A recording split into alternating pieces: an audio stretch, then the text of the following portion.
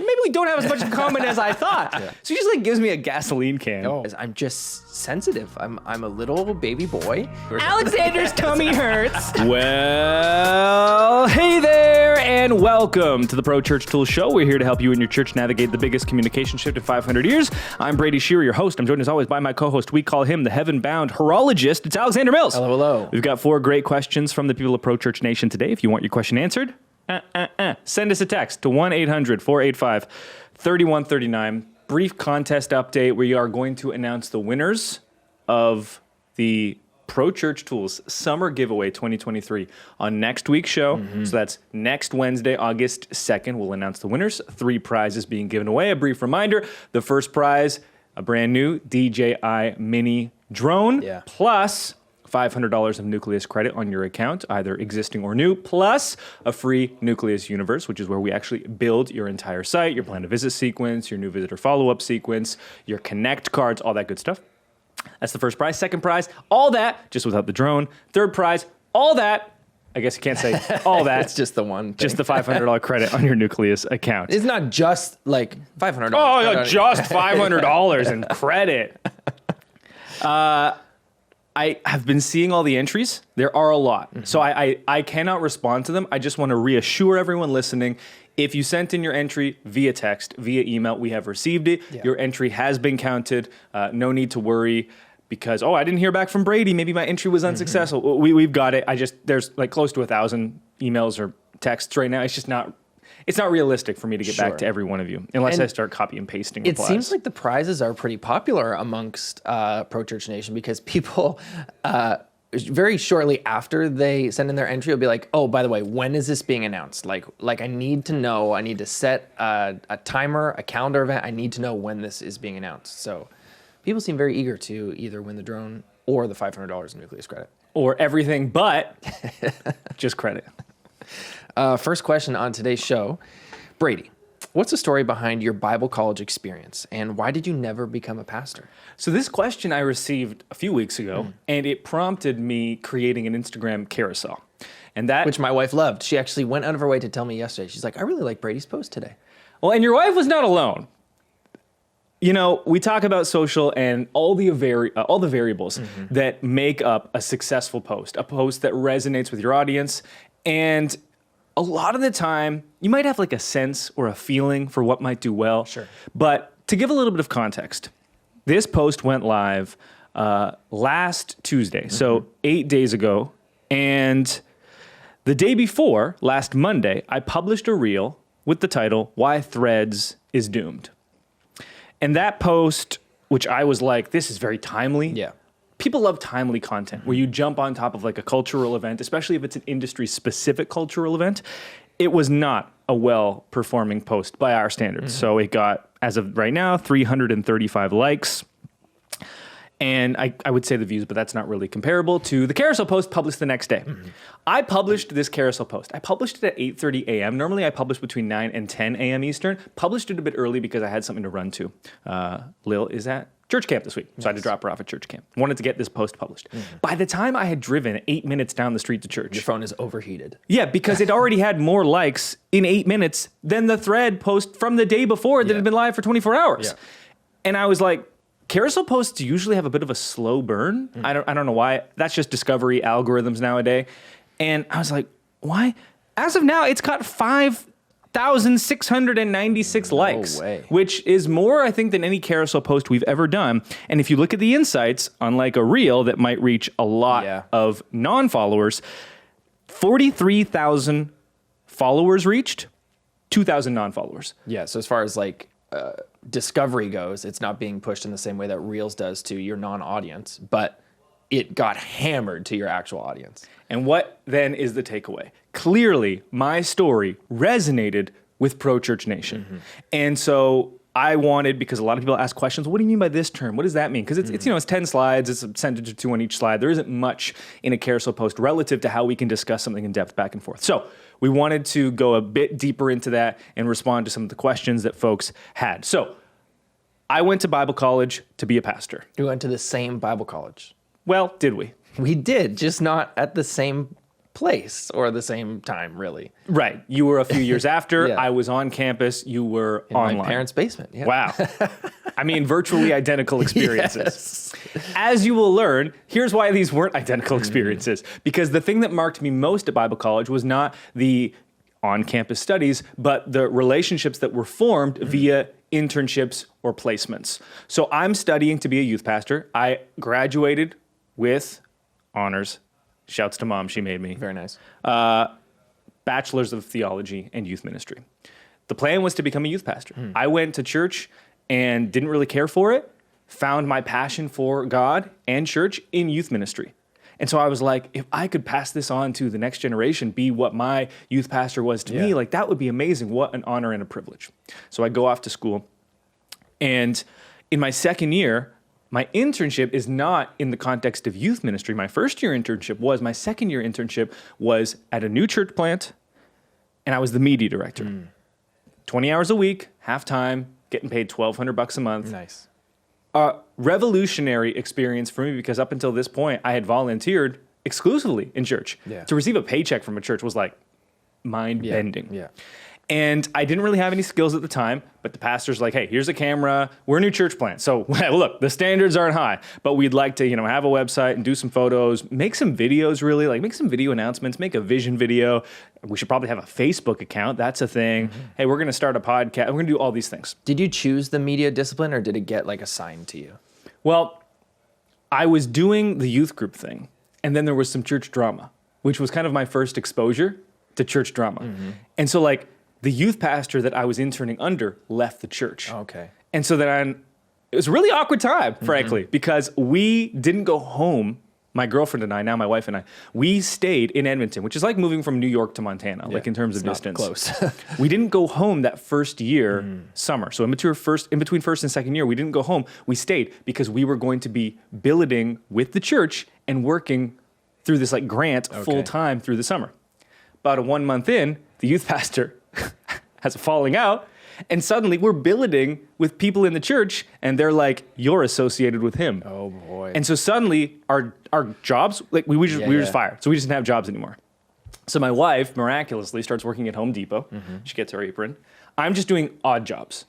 Like I remember working at a guy's house, like clearing bush in the backyard. Okay, so actually odd jobs. Yeah. And he's like, "We just need to burn all the bush." And I was like, great, I literally have no experience doing this. Yeah. So he just like gives me a gasoline can. Oh boy. And I remember being like, okay, I guess I'm pouring the gas on here. I started up. I like burned all the hair off my legs. Now here's the great news. I don't have much to begin with. Right. But that was, a tough day and covered in like thorns from just pulling weeds in the bush. So I did that one day. Yeah. So made some money. I started working at this production company, like just hauling gear. Okay. But like I had no experience hauling gear, and like I was always afraid I was going to hurt myself. And like we're, movers. Like okay, we're gonna do this thing. If anyone drops this, we're all dead. Yeah. Like and it was like waking up at 4 a.m. to like clear the concert from the night before. That was no fun at all. I was miserable. No car. Wow. Living tough time. Not living in the city, like living in a remote commuter village. Like you couldn't walk anywhere to do anything. And I don't think the people I was living with necessarily cared for me at the time. I also was not the most mature individual. And so although I was living with their son who was in the youth group and we had a lot of fun, we would just play like NHL 2K whatever until like 3 a.m. each night. They were like, man, this guy was supposed to be like helping the youth and now he's just this bum. It's tough. So my youth pastor who had the falling out. The disgrace one, yeah. Listen. That's my telling of the story. I mean, he had a friend. Okay. And they had both gone to the same Bible college that I had gone to or was going to, but they went 10 years earlier. So he's starting this new church. My disgraced Alex's word, youth pastor's friend. He's like, well, I liked this guy. If he's not going to hang out at your church, come bring him to my church. Oh, okay. And they had a youth pastor. And so they're like, well, what can he do? And I was like, I don't know. I can burn bush. I mean, I can't is the thing. I have burned bush. I can burn myself.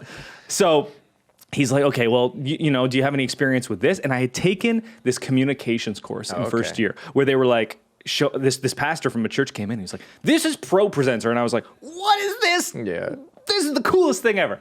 And so he's like, do you want to do that? And I was like, I would love to. And so like, this was like the desperate situation that I was in. And so I dive headfirst into all of this. And I start putting together vision videos and we start a Facebook page. And there are hiccups along the way, but it's quite successful based on at least the very low standards that these pastors had for me. And they start to like, hey, this is like going very, very well. So much so that all of my pastors and friends and disgraced former pastor, we're all like in this friend group. They're like, you should start like a blog or whatever.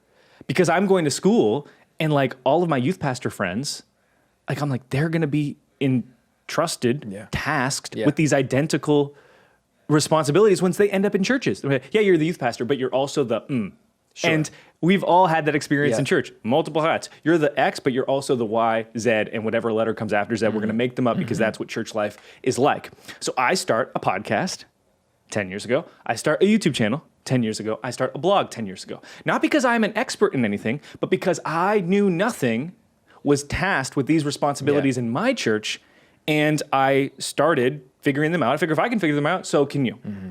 The one part of this entire situation that I have not yet described is that I was relieved when I no longer was serving full-time in youth, but was instead into the media world. Wow. And the reason why was because I was taking an honest evaluation of myself, and I just didn't see a future as the full-time youth pastor. I saw what my youth pastor, like what his life was like. And I was like, I don't think I have, and the term that I've now begun to use but didn't really have words for then, I don't have the relational bandwidth to be that person. And people ask, well, what do you mean by relational bandwidth? And I described it as, look, pastoral ministry requires so much emotional and social energy. And different people have different allotments of that kind of energy. And I don't think I have as much as maybe others. I have a ton of creative energy. I like to get in the lab and like tinker creatively and strategically. But when it comes to like the social and emotional energy side of things, I feel like I get depleted a lot faster. And so I'm looking at these kids and like, they need and deserve so much like time and energy. I'm not going to be able to give that to them. And so when I start doing media, I feel like almost immediately, I'm in my lane now. And I don't know how to describe this. It's like this electric feeling when you're doing something that you're like, you're fine at. And this is the biggest trap about this, is that you can do decades and decades of ministry, decades and decades of whatever profession or industry that you're in, and it's fine. And you're getting by, and you're not bad at it. But it also doesn't make you like come alive. And work becomes work eventually at all times, but there's something different when you're running in your lane. It is just so much more fulfilling just being who you were designed to be rather than trying to be someone that you're just not. I try and put words to that very thing, talking about my wife a lot because she's a midwife and you know her well. And so you know this to be true, that like she is a midwife, like it's just who she is. And so I tried to describe that to people. Some people would use the phrase like calling or whatever. That term can have some baggage for people. And so for me, the word that comes up often when I'm trying to describe it is grace. Like she's just like in the sweet spot when she's working as a midwife. And I think it was Frederick Buechner who put language to this for me. He said, like, when you think of calling, or like when you're trying to figure out what your calling is, or like what your lane is, or what your grace is, it's the intersection of your greatest joy and the world's greatest need. And that language has helped me so much in trying to navigate what it means to have a calling, what it means to find your lane. Because I think everyone can resonate with that. Like inside of us, we're regardless of what you do for your 9 to 5 too. Like maybe you work at a corner store and like that doesn't inspire too much joy, but there is something like within you that fulfills your joy. And finding the intersection of that joy and the world's greatest need, whether it's what you do for work or not, like, oh man, that just like feels like the sweet spot, right? It feels like your lane. It feels like grace. As you're sharing your story, I find it so funny to think that like over the course of our lives, so many things that happen by chance or by necessity, like you just needed a job, when we look back in hindsight, you can realize that like God was really at work. You can call it God, but when you're in the midst of it, it just feels like chance, or sometimes it feels like the worst thing, right? Like this, desperation. This is like my fourth option if I had to choose. Yeah, and so cool that that's how you found your way into, like you said, 10 years ago, you started a podcast to help your friends, and this is here we are. We're on that podcast right now. Yeah, 10 years later, like our company is like 30 people now. There's a stateside location. There's the north side location in Canada. And then there's like another half of the team that's remote, you know, all around the continent, all around the world. And one of the things I'm most grateful for is like I found that lane early in life. Sure. And I think what's true for most people is that you don't find that early in life. One of the reasons I found it was, call it God, call it luck. The reason it's not that I'm like discounting God working in things. I don't always love that language because then someone listening can be like, well, why would God help this person find their lane, but I'm like toiling away in this? And so like I think sometimes it's just like the right relationship, the right time, you step through the right thing. It's a coalescing of all these things. How you decide how God works, that leaf that fell at this time of day, that's the Lord. It's a butterfly effect. If it fell, I don't know. It's for you to decide. But I think it's always worth chasing this. And so like I think the reason people responded so intensely to this post is because one, they heard someone put to language like, if I'm not a pastor, that doesn't mean what I'm doing is less valuable to the kingdom. Because what I said in that post and what I have always said is that I only wanted to work with churches. That's all I ever wanted to do. This company doesn't serve other industries. We just work with churches. And anytime I've been like, oh, it actually would make strategic sense to like do this. And we haven't done this in a long time because I learned my lesson. Like, I was like, oh, let's help X ministry. One of the first video projects that I did was a mini doc for sex trafficking in the city that I was living in while I was serving as the media director, Edmonton, Alberta, Canada. And the city paid me like 10 G's to do this. Wow. And it took like 5 months. So like it wasn't good money in the sense like this was my only job. It was like $2,000 a month. It was like, you know, roughly what I was getting paid at the church plus, you know, my odd jobs that I was doing. But like, wouldn't that be a worthwhile cause? I just didn't have the passion for it. So it's not that like church is somehow like more worthwhile than something else. Like wouldn't stopping sex trafficking, bringing awareness to that like be worthwhile? Absolutely. I'll never forget when we were doing the B-roll for this. I had my wife put on like high boots. Sentence. So we were filming like B-roll. We couldn't shoot anything real. Yeah. So we had to like reenact things in silhouettes. So like I had Britt like put on these high boots and then like we just shot like this car in all silhouette backlit and like her like leaning over into the front seat and just being like, hey, like, we're gonna have some fun tonight. Where I need to find this documentary. Does it exist on the internet? I think it probably does. Yeah. For the sake of my own credibility, I don't want anyone to see this video. You know, like he got paid what? Like, I was new. I was just the internet was new. Our cameras couldn't barely shoot anything. Like autofocus didn't exist. Like anyway. So I think it's always worth chasing this. I think the reason they respond is like, hey, someone's providing like validity. Like, yes, if you serve in media, that's not any lesser. And I think sometimes people can feel like it's lesser because I'm not on the stage. I'm not like being recognized in the same way that pastoral ministry is. I don't have executive leadership abilities. I can't even make decisions. I'm like, if someone else says something, I kind of have to just be beholden to them. So they see me, they see us in a place of, let's call it success and influence. And they're like, yeah, like what I'm doing, it can matter in a way that is being recognized by, let's say, traditional markers of success. Yeah. And then the second thing was, I think people felt truly resonant with the idea that you're doing something good, but like just doesn't feel right. And like we've all maybe had that experience. And I tried a bunch of things. Like I found it pretty early, you know, like 21 years old. Yeah. But like I was like a DJ for a little, and I had like a really strong academic career where I was like thinking of pursuing that. And you know, I was deep into athletics growing up. And then I wanted to be a youth pastor. I made music, you know, got on the radio a little bit. Like I had tried my hands in a lot of different things. Yeah. And when I did try something, I went all out because that's the only, I only have 2 speeds, unfortunately. Yeah. And so maybe that's another reason, put it into the variables of success, luck, God, was like when I did try something, there was no like half measure. I went all out. And eventually you go all out in something and you're like, I have reached my limit and my limit here is not good enough. But then with this one, I was going all out and things like kept working. So then you're like, okay, interesting. And then you're like, oh, it's because I'm in my lane right now. And that feels special. So for everyone listening, it's always worth chasing that. Of course, you have to weigh the practical considerations in your own life. I was 21, newly married. and we started a business. You could look at that and say, here's an idea. Don't start a business the year you get married and make your wife work 2 jobs. Yeah. Also, you're still in school. Finish your degree. You could also look at that and say, we didn't have any kids yet. Like, we had no money. We didn't have to protect anything. If you're ever going to go for it, it's when you're young. Go for it. So there's always like, if you have 3 kids, a lot of times people are just like, I just got to do what I got to do for the sake of my family. And I respect that immensely. And so, yes, we're chasing, but also we have responsibilities, but also go for it, but also don't be reckless. Yeah. And that's what makes all of this so nuanced. Yeah. The next question is related to working at church, but it's unique in the way that this is actually a question that you asked on Instagram. So your Instagram stories, you polled your audience and you asked, if you work at church full time, what is your day off each week? Yes. So after my Threads post kind of bombed relative to what I would have expected, I was like, okay, I published this on Monday. Maybe everyone's on their day off. And I was like, you know what?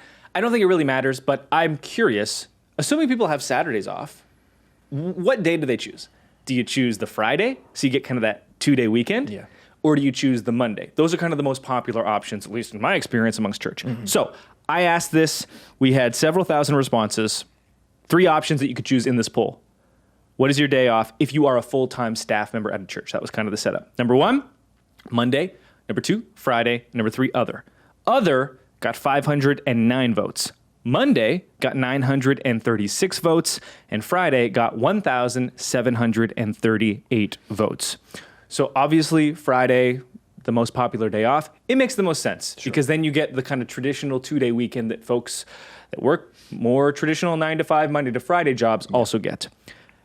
What really stood out to me though in this poll was not the responses to the poll itself, but the dozens and dozens of DMs that came in from people being like, what do you mean day off? Right. Or people saying, yeah, like I technically have that day off, but I always have to have my phone on and be in constant contact with those that are above me and those that are below me if I manage a team. People that said, I'm the pastor. I try to give my staff a day off, but they often have to work on their days off because they don't manage their time well enough.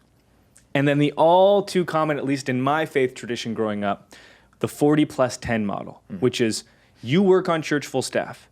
You have a 40-hour work week. We also expect you to volunteer 10 hours on top of that because we have that same expectation for our congregation. They have full-time jobs, and we expect them or request of them to volunteer at church. So how could we request that of them, but then not request that of our own staff? We're requiring more from the congregation than the people that actually work at the church. So I wanted to ask you, Oh, jeez. what should this look like? Yeah. Because people were almost equally as passionate about this as the other post. And I think that's what you said. They are related. I was surprised by how many people were like, no, we need to talk about this. Yeah. And you and I had a brief conversation, a brief exchange about this. I actually responded to you on Instagram to your story because you posted and you're like, I'm shook by how many people are saying like that I don't take a day off. And it got me thinking about like sabbatical culture in church.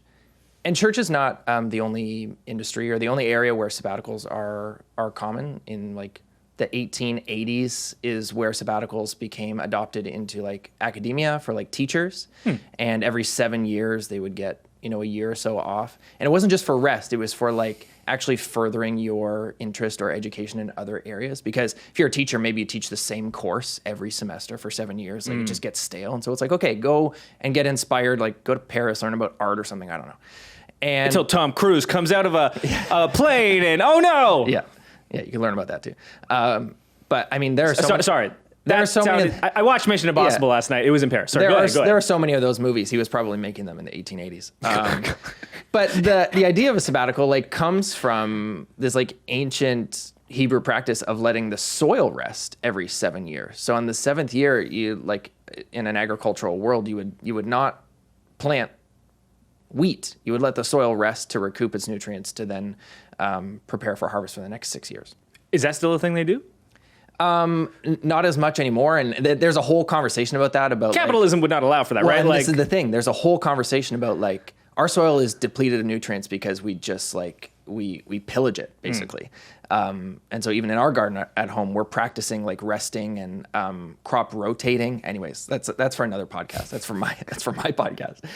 The crop rotating Christian. Yeah, but the reason I bring up sabbatical is because I responded to you and I'm like, okay, I think this is a symptom of like why sabbaticals are like built into church cultures, because we don't honor rest in a way that like sets us up for success. Like either we burn out and then take a sabbatical out of necessity, whether you're a pastor, youth pastor, or really any staff at church. Sometimes staff at church who aren't pastors don't get afforded the opportunity to take a sabbatical, and so they end up burnt out, and they either become disenfranchised by the church because they were overworked.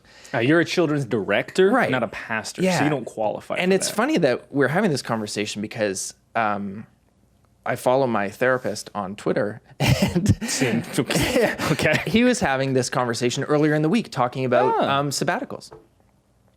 And I think there is this culture in church, and we've anecdotally, by hearing all these folks' stories, it seems to be true. And we work with thousands of churches and know this to be true, where it's like, maybe we're just like a little overworked and not honoring rest the way that we should. Not just, aside from it being a command from the Lord to take weekly rhythms of rest, but like just generally, like I work a 9 to 5, I get a 2-day weekend, and like maybe that's an essential rhythm for our health. And so like for me to sit here and like prescribe what everyone in church should do would be a challenging thing. But I have been reading a lot of Eugene Peterson over the last year, and he talks a lot about Sabbath. And he said something really profound that I don't think I'll ever forget. He took Sabbath very seriously. Every Monday, he did nothing. Him and his wife, Jan, would pack up their lunches. They would go on a hike. They would not talk for the entire morning. So while they were hiking, while they were walking, complete silence. They would break their silence after they prepared their lunch, wherever they settled on their hike. They would say a blessing, and then they would talk for the rest of the afternoon. They'd come home, they'd garden, they'd pray, they'd play. He said Sabbath is for two things, praying and playing. And gardening. That he would call tilling the land. He would define that probably as praying. Interesting. I define anything I want then. Yes, right. Yes, but he to achieve this, he had to sit down with his church leadership and his church members and say, look, on Sundays, our congregation comes to church to receive rest. We facilitate rest for them. This is their Sabbath. He said, I need the same thing from you. On Mondays, I need rest where my only responsibilities are praying and playing. I don't want to talk about church. I don't want to be reachable by church. And so if we're facilitating this for our congregations, I need you all to facilitate this for me too. And that spoken agreement was really profound for me, because we don't talk about this stuff often. In church, one of the reasons we do end up working 6 days a week or 7 days a week or outside of our 40 hours is because every week we have this recurring service that we have to pull off for the people who come to church. You can't get away from it. Similar to this podcast, right? Like our workflow has changed a bit now because we're filming the podcast. And so every Wednesday, I have 5 work days to get this thing chopped up, edited, and ready to go. And so my work rhythm has changed a little bit because of the nature of the weekly deadline.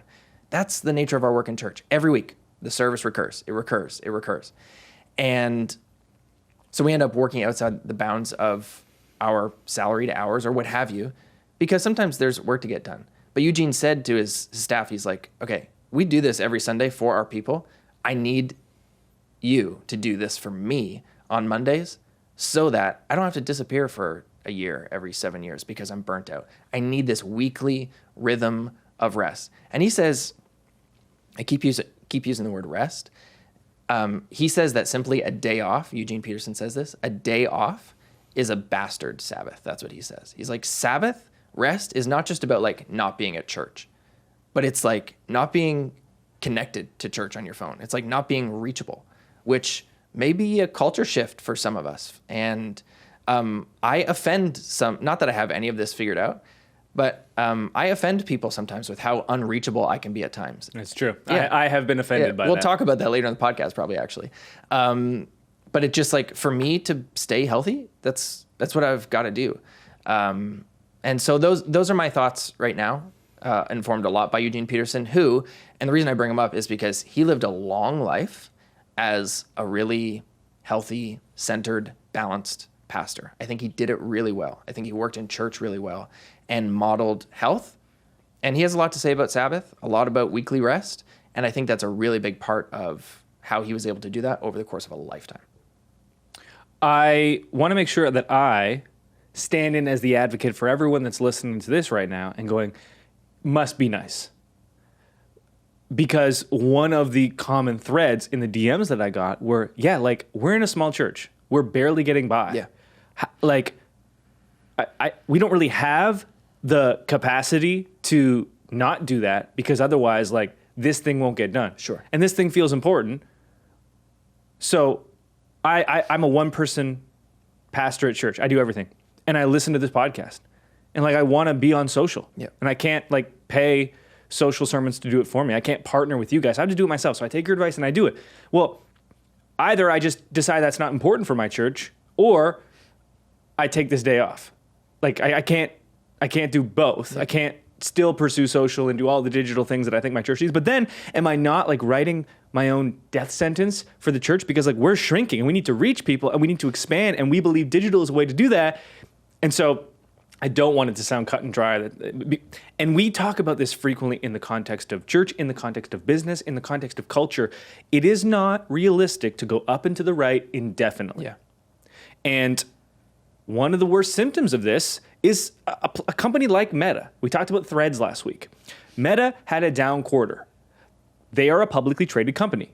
When they had a down quarter, the shareholders were alarmed. The stock price dropped. The CEO, Mr. Zuckerberg, is like, well, we have to do whatever it takes to start going back up and to the right.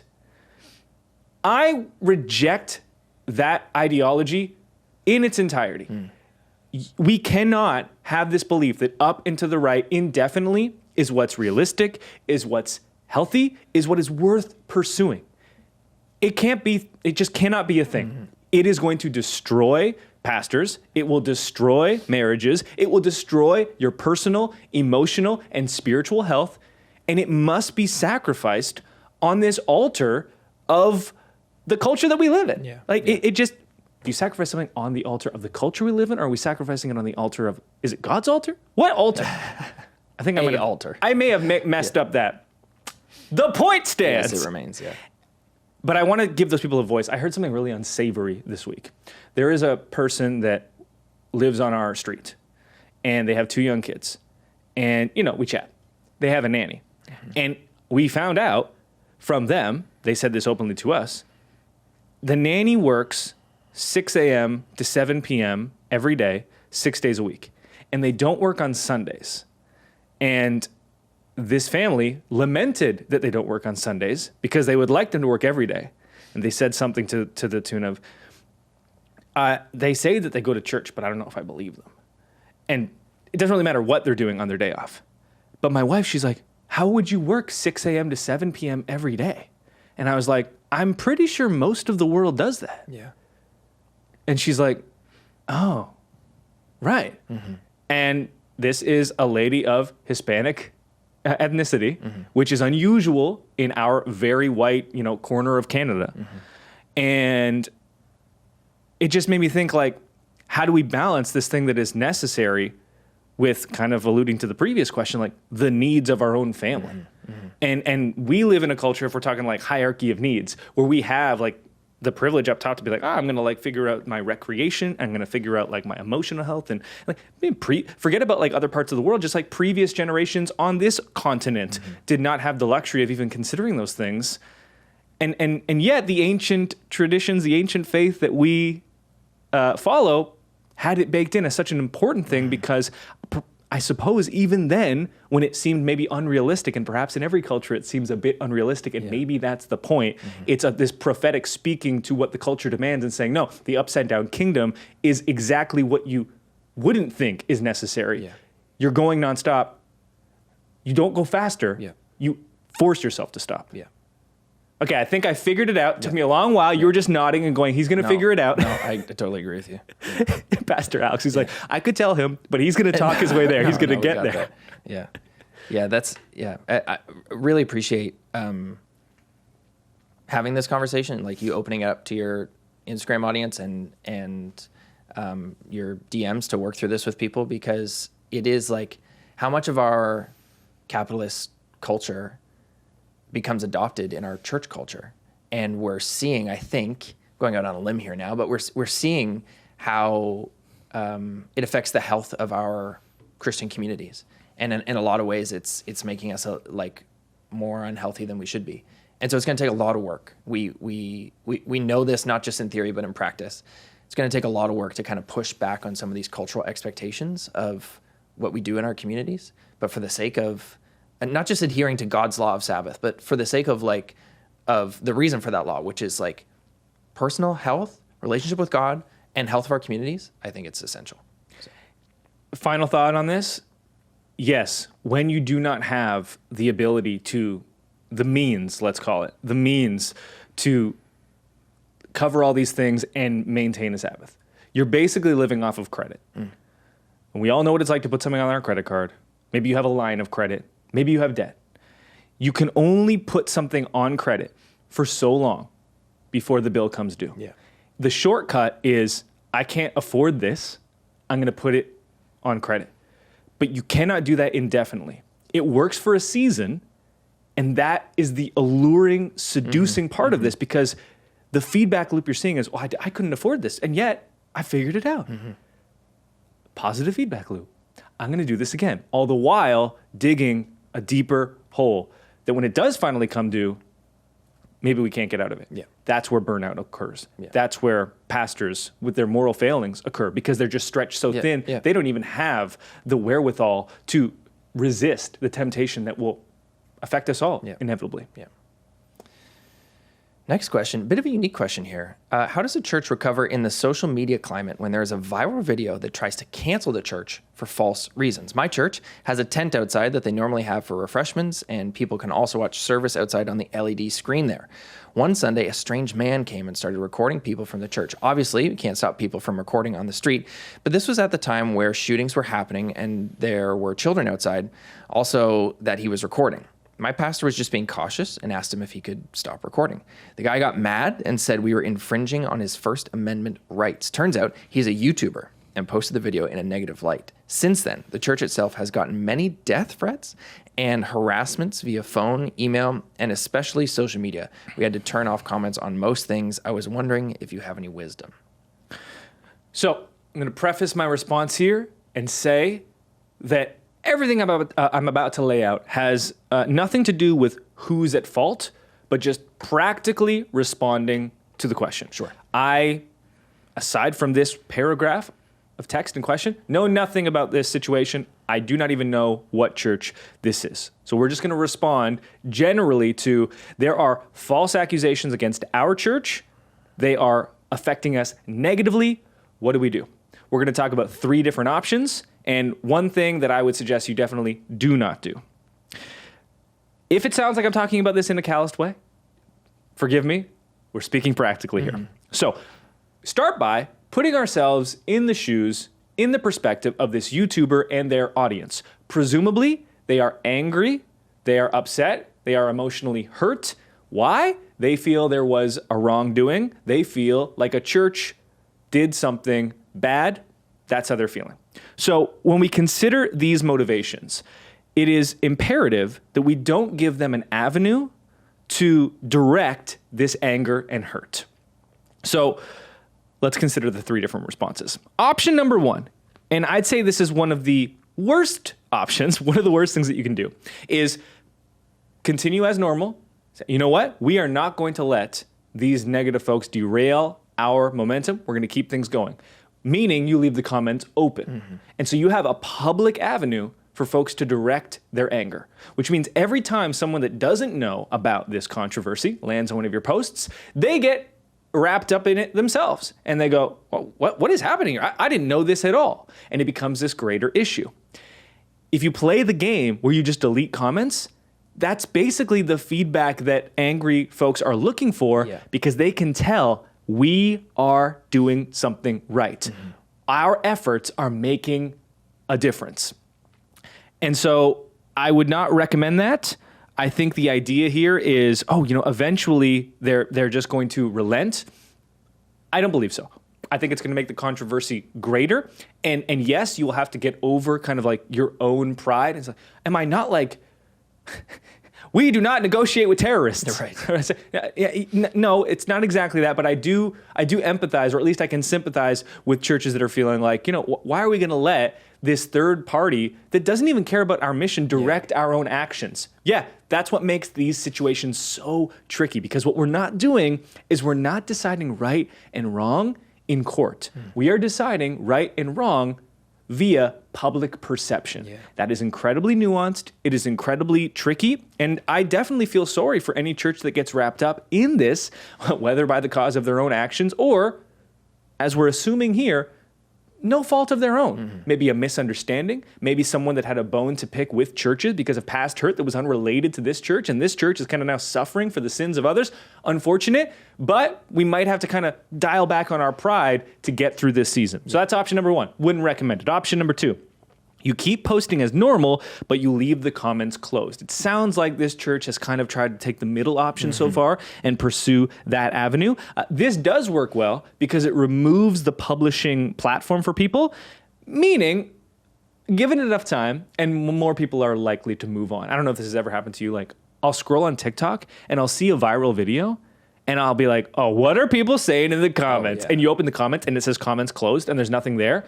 There is nothing more deflating than that experience. There was a controversy and I missed it. There was tea. Yeah. What is the tea? Yeah. Why? Because I'm a sicko. That's why. All right. My human nature, it is depraved deep down. Yeah. I want to see the tea. You close the comments. What am I going to do? All right. Well, I'm not going to be able to track this down. So keep scrolling. You move on. And that is kind of the nice thing about the middle option. But because you are still publishing, this is the middle option, what you're not doing is giving people's feelings a chance to dissipate. In fact, I would say their anger might linger for longer because they'll feel like you need to be held to account. They did something wrong.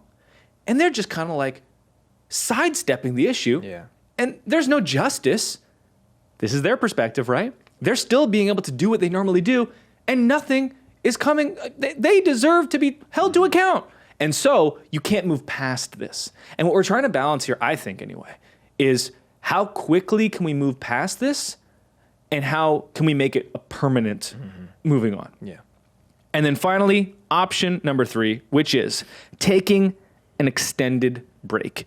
This is going to be the most diffusing solution. I would also say it's going to be the most challenging solution for the church, at least in the short term, because it requires you to basically say, we are going to negotiate with the terrorists. Yeah. We're going to stop doing this thing because we need to get through this, and we really don't see an avenue in the court of public perception and public opinion to get through this without making it a larger controversy unless we just step back and kind of take a break. And we see this in culture, right? A comedian has a controversy, actor, sport player, anyone in power has controversy. What do? They disappear, 12 months, Boy, the comedians bounce back 18 quick, months. don't they? And you know what? I think that, again, speaking practically, perhaps a bit callously, maybe it should be different, maybe it shouldn't. It seems like you take enough break, people move on. And that is the thing about option number 3, that if you can take a break, let's say 3-6 months, kind of as a starting point, if you go silent online, not only now are you removing the publishing platform for people to kind of like air their grievances, but what you're also doing is you're giving the appearance that you're like serving time. It's like you're putting yourself on timeout. And at least from their perspective, they're like, you know what? Justice was served. And you might think that that is just not something you are willing to tolerate. Like, no, we are going to face fire with fire. Jesus never backed down. We won't either. And I can understand that perspective. I just think if the goal, if the motivation is we want to move past this, we want to get back to like the mission of our church. These people do not care about the mission of our church. If you make your mission fighting them, that to me is worse than almost like in your mind, listening to them. They get a win, but you get to just keep focusing on you. Your church stays focused. Yeah, you have a season online where you're not reaching as broadly online, but you focus on your mission, you stay focused on that mission, and then in 3 to 6 months, you kind of come back, you publish a couple really safe things. You're testing the waters, and you slowly ramp up from there. Here's the thing. People move on. There's always another controversy to get attracted to. I was thinking about this. This is probably not super related, but it feels related to me. A couple of years ago, during the pandemic, there were all of the protests for Black Lives Matter. Yeah. And I feel like everyone I know, even here in Canada, where we have ethnic problems of our own, meaning we have not treated certain ethnic groups well, but not necessarily black folk in the same way as America. People everywhere here marching in those protests. And I remember I felt something inside me. I was like, I am not going to march in these protests. Why? To me, it felt performative. It felt like this thing where this was a cultural moment and you didn't want to look like you weren't part of that cultural moment. But I was like, this doesn't feel genuine. Like, we're just walking in this. Like, no hate to those that did. Like, to me, I was like, I can't get that far. And guess what? All the people that blacked out their Instagram, like, where is that today? That, the root of that is the same thing here. People move on. Very few people care about something so much that they're like, yes, I'm going to be dedicated to it when everyone else in my tribe is, but I'm also going to be dedicated to it when people not in my tribe care about it. That's all we're saying here. So it might feel like you're in the firestorm right now. This is such a huge thing. Eventually, that fire will burn out and it'll just be embers. And so what you want to do is do everything in your power to speed up, throw some water on that fire. You throw water on that fire by just not fighting back. This is like you talk to your kid when they get bullied on the school playground. What do? The bully makes fun of you. Well, you kind of just go, all right, cool. At least that's what my dad always told me. Maybe my dad should have said, like, punch him in the face. But the way you diffuse a bully is you're like, okay, cool. Like, you're insulting me. Like, doesn't bother me. Yeah. Oh, okay. I'm going to pick on someone that does care about it because I want that fire to be met with fire. That's what they want. So don't let your pride trick you into doing exactly what they want. And then in your mind, you say, but it's for the sake, we got to stand up for God. It's like, no. You are leaving your mission to now fight this other group that doesn't care about your mission at all. Isn't that pride thing like the root of how a lot of folks make these decisions? Like if you go with option 3 and you choose to put yourself in timeout, you might feel like within yourself that that's an admission of some sort of guilt. You know, like you may have a hard time going to sleep at night knowing that your YouTube opponent may see that you've gone dark online and feel justified. But that's like ego, that's pride talking, right? Because below that, if you exercise humility, knowing that, hold on, this is not about the fight. This is not about us admitting guilt. We know that we weren't doing anything wrong here, but it's okay if they perceive us that way because our goal here, our mission is not to win the fight. Should you choose to accept it? Yes, exactly. Sorry. But it's to put water on that fire. So I've got a question. Ah. Should the church, in this case, or a similar case, issue a public apology? So this is the thing you don't want to do. Whatever you do, do not issue a public apology.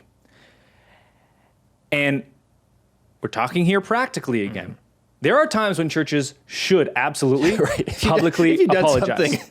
If you have, hurt the congregation, if there has been an abuse of power, if these types of things have taken place, yes, absolutely. Contrition and apologies to the community, to your congregation, can absolutely be appropriate.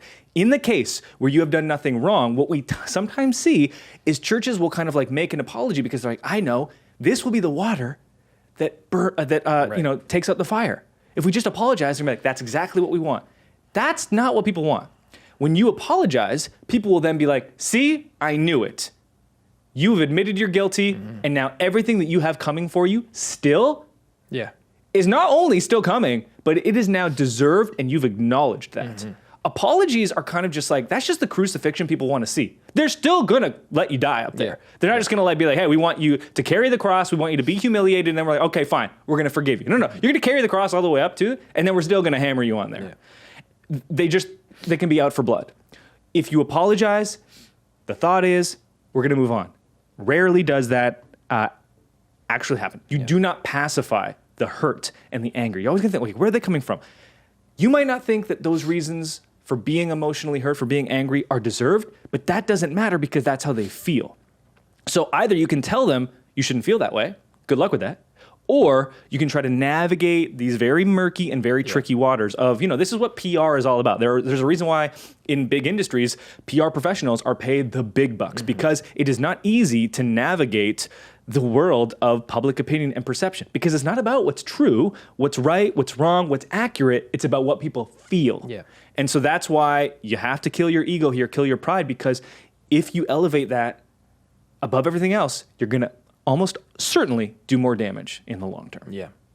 Okay, fourth and final question on today's show. You remember a few weeks ago I said that my dad admitted to me that he texted in a question, but anonymously. He never told me what the question was, and when I read this question in our notes, I thought, this one might be him. But is it? I don't know. So the question reads, the two of you seem to have such good chemistry. We would like to know, what is it that you have most in common versus not so common? And I think it's a good question. I think that the reason this could be my dad is because it's often that he'll comment to me after the podcast, be like, you and Brady, you guys are so good together. And he'll ask me a lot about these fourth questions. He'll be like, how much of that do you guys have like scripted? I'm like, Dad, we don't script anything. Like, this is us, man. Like, we got some notes on options 1 through 3. Exactly. But like when it comes to the banter or what have you, like, this is just us. That's not scripted. So he may have tipped his hand here. I think this one might have come in from my dad. You only wrote one thing down. I did, because you summarized the best of us so well. So we broke it down into, mostly me, into not in common and then things that we have most in common. Yeah. So I'm just going to read the one that Alex wrote, not in common. Fragrances. Fragrances are an essential piece of Brady's daily ensembles. Alex is a sensitive little butterfly. Okay, so I remember during the pandemic, I went on this cleaning spree because I couldn't really do anything. So I was like, I'm going to clean. Yeah. These high achievers, sickos like us. And that's what Alex and I definitely do share in common. We're these achieving, reformer, number one on the Enneagram, high achiever, whatever you call it. And so I couldn't do much in the pandemic. So I start cleaning the office. And I finished the whole clean. And I'm like, you know what? We just need like a good welcoming scent in here. So I get like this expensive diffuser, and I get like this oil, and it's like, like bright, happy thoughts. Yeah. And I get like a Slack message from Alex. He's like, I'm vomiting in the office. Okay. I'm not going to let my pride or my ego get in the way here. Yeah. But I wasn't the only one who said something about the scent. Okay. But was it a bad scent? No, and this is why I included this one, is because your fragrances, did I characterize you well at an essential piece of your daily ensemble? Like, Sure, but that's not like a core part of me. No, but like you're pairing fragrances with seasons, with outfits. It's like it's a big part of how you move through the world personally, how you present through the world. I gotta cut you off here. Yeah.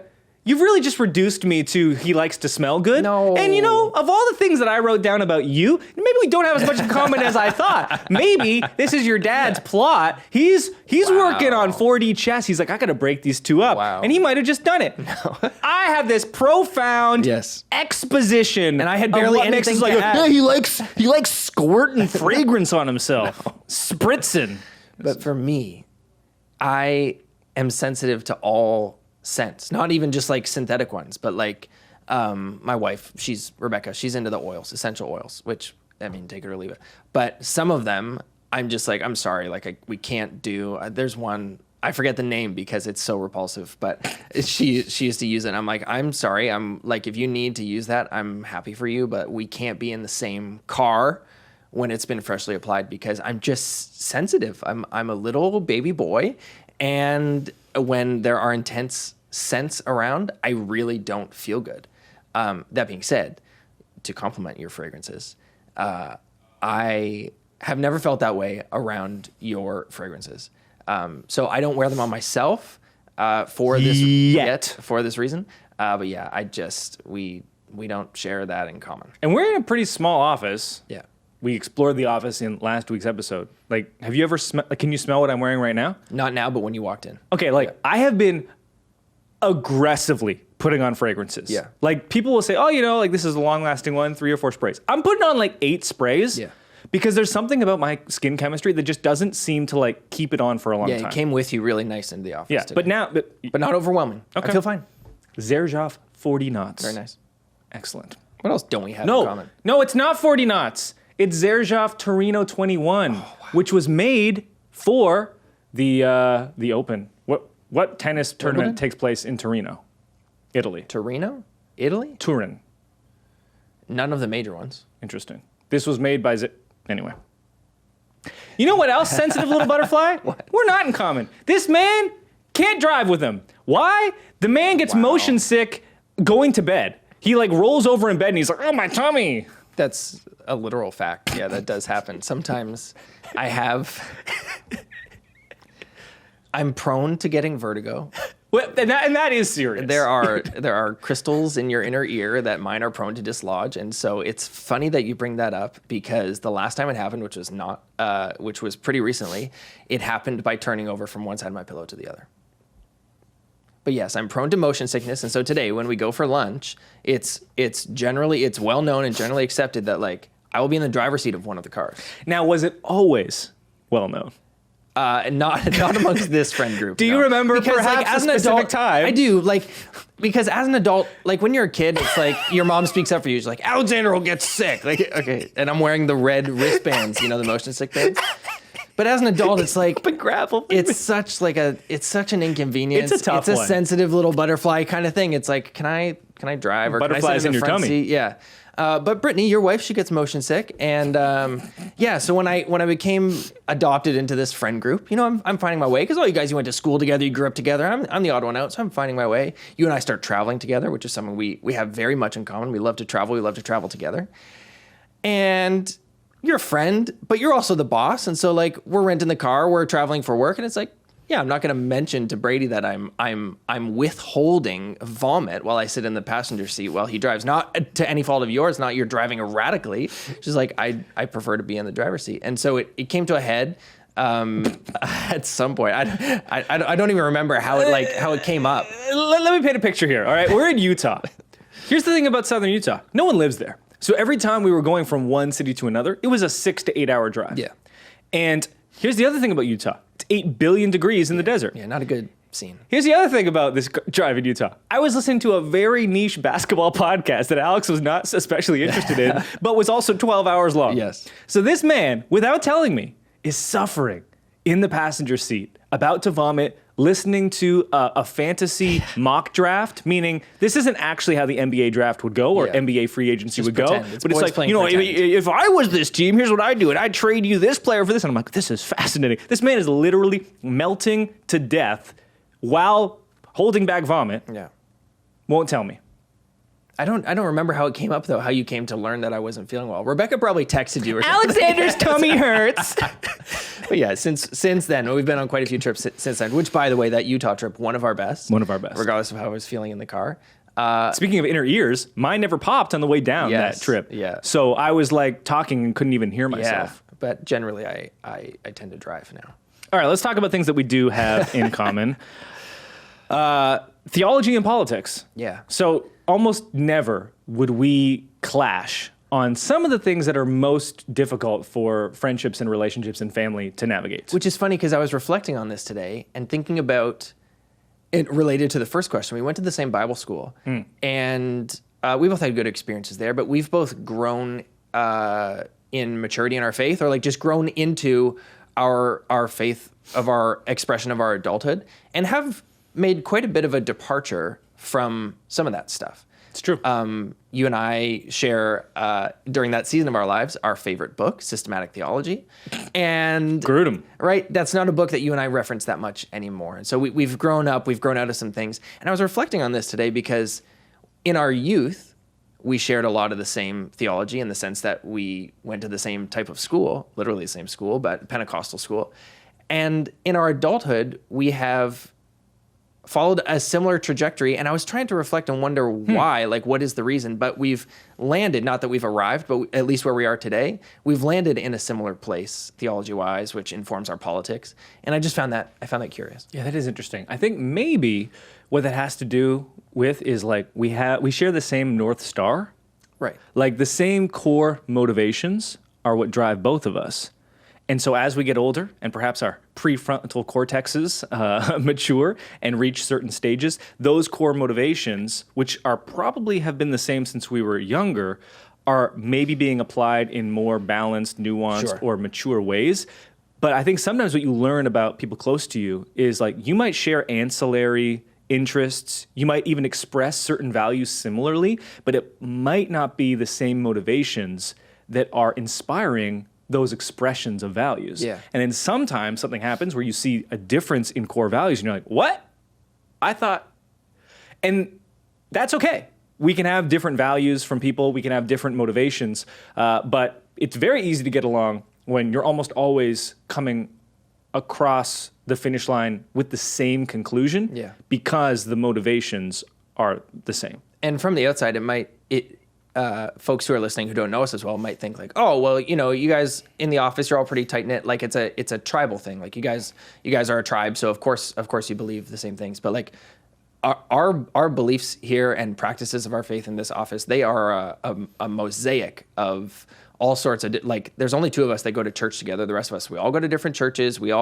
Our beliefs about a lot of things, theology, politics wise, like they vary in all sorts of good ways. And about as far on each end of the spectrum and everywhere in between that you could imagine. Yeah. So, yeah, I tried to stir that up a little bit in Slack last week by asking a question that I knew was going to inspire some. What the heck? You never do that. You're always like, look, guys, we're all listening to this together. He gets into Slack. He's like, oh, like, show yourselves. Atom bomb. Okay, most in common. Humor. We both have a pretty dry wit mixed with some good sarcasm. Yeah. So that's always good. Yeah, the TikToks that we share back and forth that we find funny are they're in the same genre of TikTok. They will remain private. Yeah. So I think banter, which is good on a podcast, it also works when you have the same sense of humor. And this is just speaking in terms of the quality of what folks hopefully are listening to. When you can go back and forth on that. Then there are just ancillary interests, just kind of like recreational things. So food, love of nature, creative expression, travel, though that is on an indefinite hiatus while our children are in their wee little years. I was DMing your wife yesterday because she sent me this reel of Bali, and she was like, cancel Dominican, which is where we do have done our yearly retreat for the company. And I was like, yeah, like save for the 12-hour time change and the 24-hour flight. Yeah. Curiously, she then responds, no, for when we travel again. I was like, okay, then why are we canceling the retreat? I was like, skip right by that. Okay, and I go to Bali. I said, I wrote Tristan and Alex this week and I said, man, can't wait to travel again in 6 to 8 years. Yeah. That seems safe, right? Yeah, I mean, you kind of hit the reset button. So your oldest, Lil, how old is she? She's 8. 8. And so you had kids way before all of us. So the rest of us are having babies all at the same time. And so we're entering a stage that you have grown out of. And then you hit the reset button. You just decided to get pregnant again. And Sadie just turned 1. And so you're in the thick of it with us. Yeah. And so the change of life that kind of changed my availability and Tristan's availability to travel has also plagued you. And so, yeah, when we grow out of that together, 5, 6, 7 years from now. Oh, wow. I said 6 to 8. You're coming in at 5. I think Rebecca said 4. Right. I think she's saying, baby number 2, 4 years in school. She's got to get them to school. Yeah, that makes sense. School does change everything. Yeah. We'll be on the road to Bali together in no time. Oh, praise God. Yeah. What kind of cars do they have there? Like, what will we be driving? Bikes, scooters. Yeah. I can handle that. Yeah.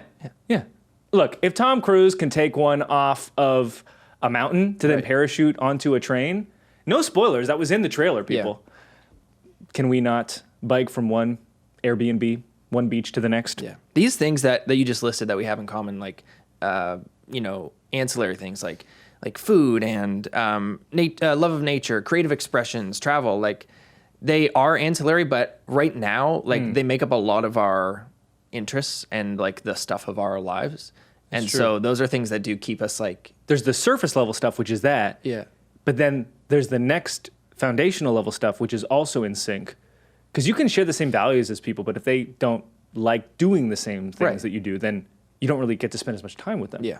Yeah. So we spend a lot of time together over a dinner table or even just talking about food, for example. Yeah. So, yeah. Final thing we share in common. We work at the same company. We do. Which is really important because you have kids and you can't travel anymore. But also what happens, and I saw this with my parents, which was a huge motivation for hiring my friends and kind of structuring the business the way we have, is that you just don't get to spend time with people as much. So on Wednesdays, which is today, when we record a week early now with the podcast. We used to record just a day before, but Alex has a lot of video editing work to do on the show.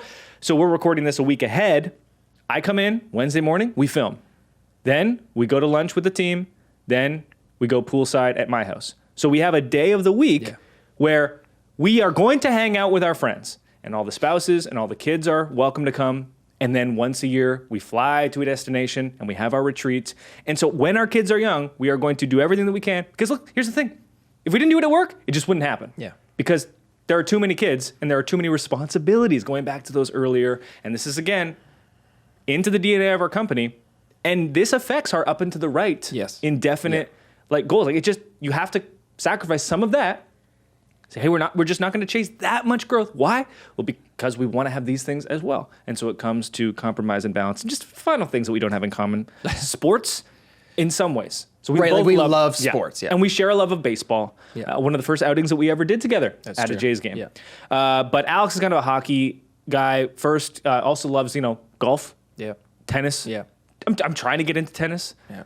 Alcaraz, my guy, in your face. Yeah, I'll take it. But I'm more of a basketball and football guy. Sure. So sometimes, he's hockey first and I'm basketball first, so we don't share those same interests. Yeah. Though, when the Raptors won the title, something that his team obviously could never do, he was there to support me. And every playoff time, because I am not an injured Leafs fan, I show up and go, we're ready to break the curse. Hey, we're Toronto first people. That's facts. Right? All right, we're fans of the Jays. I'm a fan of the Leafs. You're a fan of the Raps. We're Toronto first people. Absolutely. Yeah. And if we ever got a football team, but we don't. Yeah. Go Niners. Yeah. Not in common. Alex is more indie music. I'm more hip hop. That's true. Now, we both appreciate all types of music. So when we travel together, we'll make a shared playlist. He'll had his interests, I'll add mine. And so a lot of the times, the stuff that I do like that's outside of my traditional music sphere is because Alex introduced me to them. Yeah, and I've grown out of a hip hop season, but I mean, the Utah trip, Scorpion dropped. Yeah, like foundationally, like as a teenager, the music I was listening to was predominantly hip hop. So when we get into hip hop discussions or enjoying that music on a trip, I'm right there with you. And then finally, Alex, you can't reach him. He's unreachable. I am always reachable. Yes, we've alluded to that already. Yeah, and I won't apologize for it. Sometimes I have to apologize to certain people for it, depending on the circumstance. Like Rebecca called me in the middle of this show, and I had to ignore that phone call. And so we'll see what kind of text away me. I might have to offer an apology, but I'm at work, so maybe you'll have to speak to her for me. Well, we'll go to Bali, and I'll make up for it. And thanks so much for listening. As always, send in your questions to be answered on a future show. Look forward to the announcement of the winners of the contest. If you've not yet entered, which I didn't mention off the top, subscribe to this show, take a screenshot of your subscription on YouTube, send us a text, 1-800-485-3139, with a screenshot of that subscription with your question for the show. Or alternatively, if you can't send the text, send an email, hello@prochurchtools.com. That will secure your entry, even though I won't get back to you. If you win, you'll hear it on next week's show. We'll talk to you then. If you want your question answered on a future episode of the Pro Church Tools Show, send us a text to 1-800-485-3139. New episodes of the Pro Church Tools Show drop every Wednesday, so subscribe to the show on Apple Podcasts, Spotify, or wherever you get your podcasts. And thanks as always for your time, attention, and trust. And talk soon.